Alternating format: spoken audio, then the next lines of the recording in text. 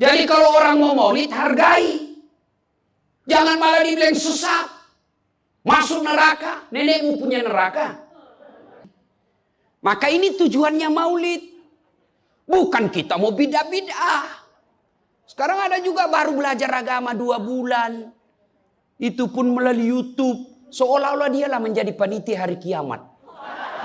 Ini maulid bid'ah. Tidak ada pada zaman Nabi. Tidak ada pada zaman sahabat. Pada tabi'in, tidak ada semua itu. Saya bilang, bos, memang tidak ada pada zaman Nabi. Tidak ada pada zaman sahabat. Kenapa? Mereka hidup sesama dengan Nabi. Mereka lihat Nabi. Segar ikatan mereka soal Nabi. Mereka tahu sejarah Nabi. Jadi tidak perlu dituturkan. Sekarang kita sudah 1400 tahun yang lalu. Banyak umat Islam. La ilaha illallah. Muhammad Rasulullah. Tapi dia tidak tahu siapa anaknya Nabi. Maka perlu kembali diingatkan. Yang paling enak, yang tidak mau maulid silahkan. Tidak usah. Yang maulid silahkan. Yang maulid ini jangan kau tuduh mereka sesat. Ayo kita saling memuliakan, menghargai sesama muslim. Ya, ini satu maulid. Yang kedua, ibu-ibu, bagaimana kita maulid ini bisa menjadi bawa pulang, diamalkan. Apa yang diamalkan? Ayo kita sejarah kisah-kisah Nabi saja dulu. Ya, paling gampang sudah. Berapa istri Nabi?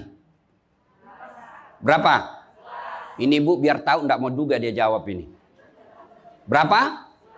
11. Coba lihat. Istri pertama namanya Khadijah. Tua berapa tahun? 15 tahun lebih senior dari Nabi. Sebelum menikah dengan Nabi, beliau paling kaya di Mekah.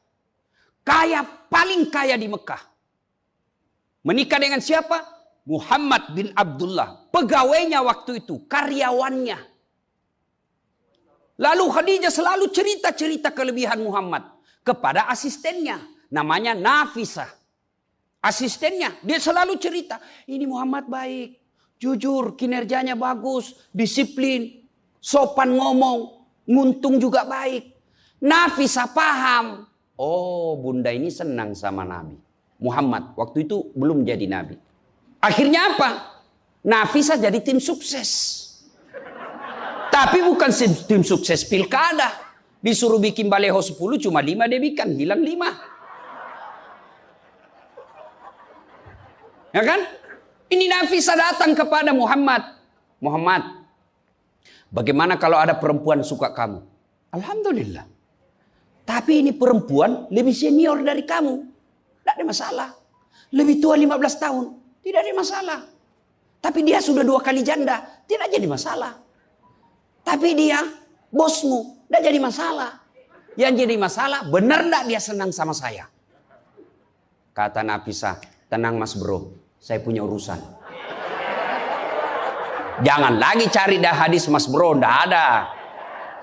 Lalu datanglah Nafisah kepada Khadijah. Bunda, bagaimana menurut bunda kalau ada laki-laki senang bunda? Alhamdulillah, terbuka jodoh. Tapi ini lebih muda dari bunda. Tidak jadi masalah. Lebih muda 15 tahun. Tidak jadi masalah. Tapi dia anak buahnya. Tidak jadi masalah. Yang jadi masalah, benar tidak dia senang sama saya? Kata Nafisah, tenang bunda, saya punya urusan. Ini namanya tim sukses yang tidak mempermalukan kedua belah pihak. Coba kalau Nafisah mau memanfaatkan situasi. Maka dia datang kepada Muhammad. Muhammad, dia suka kok bos. Tenang aja, ambil semua hartanya. Dia terlalu senang sama kamu. Tapi kan tidak. Berarti ibu-ibu jaga perasaan orang. Jaga harga diri orang. Jangan permalukan orang. Meskipun ibu tahu ada aib dalam dirinya. Ini penyakitnya ibu-ibu. Apa? Tukang gosip. Ini. Duduk-duduk begini, damai tapi gersang. Oh, coba lihat siapa duluan pulang, dia jadi ibu cawan. Jadi gini Pak Gubernur itu dia duduk-duduk itu. Dia enggak cerita tapi apa? Dia mulutnya enggak ngomong tapi bibirnya dong. Memang fitrahnya. Apa begitu orang sini? Bukan cuma di sini. Orang Amerika juga tukang gosip perempuannya. fitrahnya. Maka Nabi katakan kalau perempuan mau selamat, jaga mulutnya, aman dia masuk surga. Cuma kan gampang sekali kita gosip. Lewat teman kita. Apa? Nggak serasi kudungnya sama roknya. Dia bilang iya. Lipstiknya palsu. Kenapa kau tahu? Melengket di giginya. Semua mau diurus. Iya kan? Ini penyakit kita. Semua mau diurus. Ustadz aja dia gosip. Itu juga bajunya waktu di YouTube. Saya dengar tadi dilewat. Saya dengar. Itu juga bajunya waktu di YouTube. Astagfirullah. Inilah penyakit ibu-ibu. Ibu. Mau gampang masuk surga? Ketika Nabi Isra Mi'raj kan dibawa jalan-jalan masuk surga. Subhanallah. Alhamdulillah. Banyak perempuan dalam surga. Begitu Nabi dibawa lihat neraka. Nauzubillah min zalik. Ya Allah ampuni hambamu. Ya Allah ampuni umatku. Ya Allah. Kenapa? Perempuan ternyata lebih banyak dalam neraka. Ditanya kenapa bisa begitu? Ada dua kelemahan perempuan. Satu, tidak mampu menjaga suaminya. Tidak mampu mengurus suaminya. Dan yang kedua tidak mampu menjaga lisannya. Jadi kalau ibu mampu menjaga lisan, aman. Itulah gunanya masker. Supaya ibu semua mau diurusin. Iya kan penyakit kita. Ya, Bu. Maka bertanyalah ibu-ibu di Makassar. Ustadz yang saya cerita ini kan benar. Memang begitu sifatnya Ustadz. Itulah benarnya namanya ghibah. Tidak boleh kita cerita kejelekan orang. Kalau dia salah yang ibu cerita namanya fitnah. Tidak ada jalan. Ayuhibbu ahadukum kata Allah. Sukakah kamu memakan bangkai sesamamu manusia? Maka berhenti cerita kejelekan orang. Jadi gimana solusinya Ustaz? Ketika datang orang cerita. Bu katanya. Na'udzubillah min zalik. Kita berlindung kepada Allah dari keburukan itu, Bu. Belum tentu suami kita lebih baik dari dia. Berhenti itu. Cuma kan enggak kita. Memang. Enggak tahu persoalan. Biar enggak tahu persoalan. Ikut campur. Ibu kalau suka ikut campur bikin urusannya ibu, nanti takdirnya seperti tauge. Tahu tauge? Tahu tauge? Coba lihat tauge, Bu. Kita bikin soto Banjar, ada. Pecel, sayur, lemper, ada. Ada tuh kalau di Makassar ada lemper. Ayo, maka karena dia selalu ikut campur, Allah takdirkan semua tauge bengkok. Dah ada yang lurus toh?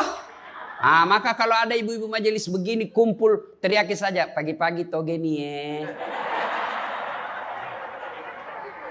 ya. Ini penyakit perempuan. Maka ini gunanya kita peringati maulid supaya ibu-ibu pulang berhenti cerita kejelekan orang. Tidak ada gunanya menghabiskan amal-amal kita. Nabi pernah kumpul para sahabat dan bertanya, atadruna manil muflis? Saudara-saudara sekalian, kau tahu siapa yang bangkrut nanti di akhirat? Mereka tidak sholat ya Rasul, dia sholat. Yang tidak puasa ya Rasul, dia puasa. Yang tidak haji ya Rasul, dia haji. Yang tidak bayar zakat ya Rasul, dia zakat sedekah. Kalau begitu siapa yang bangkrut ya Rasul? Jarusu wa khati'ur rahim. Tetangga yang jahat sama tetangganya dan yang suka memutuskan tali persaudaraan. Dan salah satu jahat sama tetangga dan memutuskan tali persaudaraan adalah mereka suka menceritakan kejelekan orang. Adakah orang yang senang dicerita kejelekannya? Ada? Ada? Ada ibu? Lalu untuk apa kita cerita orang? Rajin betul istrinya majelis taklim. Baik betul itu istrinya. Tapi kasihan suaminya selingkuh kiri kanan.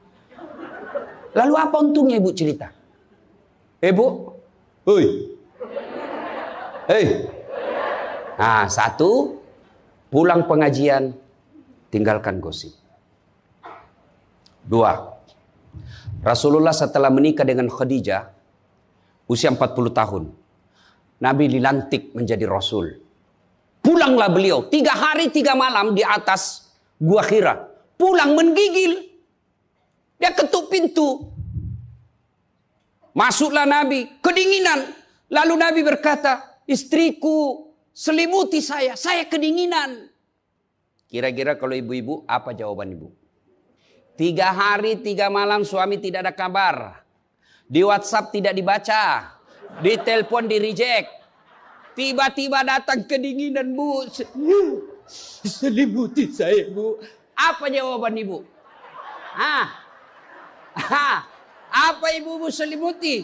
Enggak, diinterogasinya suaminya. Mana HP-mu? Dari mana kau ini kedinginan? Iya toh? Tapi Khadijah tidak. Khadijah tidak pernah sangka buruk kepada suaminya. Apa kata Khadijah? Sami'na wa ata'na. Hikmah yang kedua buat ibu-ibu, sangka baiklah kepada suami. Demi Allah, tidak ada kebahagiaan rumah tangga yang dipenuhi dengan sangka buruk. Ibu mau bahagia dengan suami? Mau? Hilangkan sakwa sangka, hilangkan sangka buruk. Telepon suami tidak dijawab pagi-pagi, sangka baik. Oh, berarti suami saya lagi sholat duha. 1 jam kemudian ditelepon, belum dijawab juga. Oh, berarti suamiku lagi meeting dengan gubernur. Telepon lagi siang-siang tidak jawab. Oh, berarti suamiku lagi sholat berjamaah di masjid. Sore ditelepon tidak dijawab-jawab. Oh, berarti suamiku dia lupa handphonenya. Tiba-tiba sore masuk WhatsApp teman kita. Saya lihat suamimu bonceng cewek. Cantik betul. Oh, berarti suami saya lagi nge-grab. Tenang perasaan. Ibu-ibu, demi Allah. Tidak ada kebahagiaan orang yang selalu sangka buruk. Suami enak-enak kerja. Hanya tidak dijawab telepon. Ibu tidak bisa tenang di rumah. Sangka baik. Orang yang sangka baik, rumah tangganya pasti tidak bisa bahagia. Saya kasih contoh. Kasih contoh ibu. Suami istri 7 tahun tidak punya anak. Di tahun ke-8 dia pergi ke ahli kandungan. Periksa istrinya. Wih, alhamdulillah kata dokter, ibu sudah terlambat 2 bulan. Senang betul. Dia teleponlah suaminya. Pak, alhamdulillah hasil pemeriksaan saya sudah terlambat 2 bulan.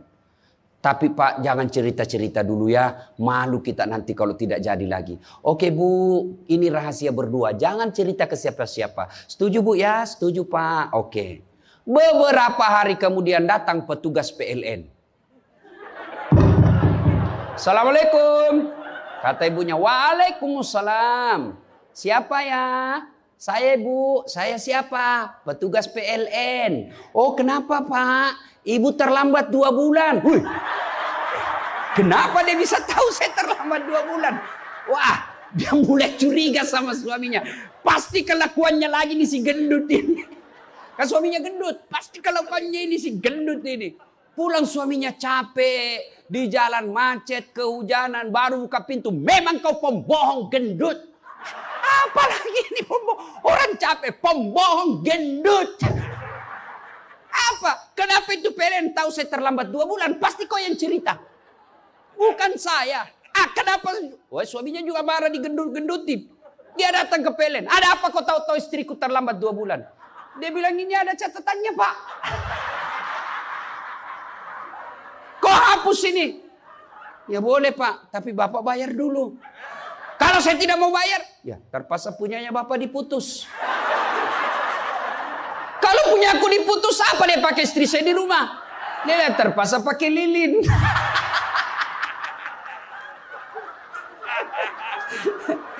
Inilah bahayanya sangka buruk. Bu. Halo Ibu. Bu. Salatullah salamullah ala toha Rasulillah, salatullah, salamullah, ala yasin habibillah. Oleh-oleh kedua pulang maulid, hilangkan sangka buruk. Tidak ada kebahagiaan orang sangka buruk. Begitu juga kepada pimpinan kita. Kok saya dimutasi? Sangka baik. Saya tadinya kok kepala dinas menjadi staf ahli, berarti Bapak dianggap ahli.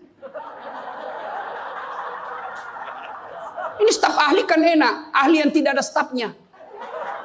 Sangka baik. Oh, berarti Pak Gubernur merasa saya perlu istirahat, banyak berpikir. Sangka baik. Jangan pernah sangka buruk. Tidak ada kebahagiaan orang yang sangka buruk. Sangka baik. Saya dalam hidup saya, betapa banyak Allah kasih pelajaran, saya baru tahu maksud Allah yang baik setelah beberapa saat berlalu. Begitu ada kejadian sangka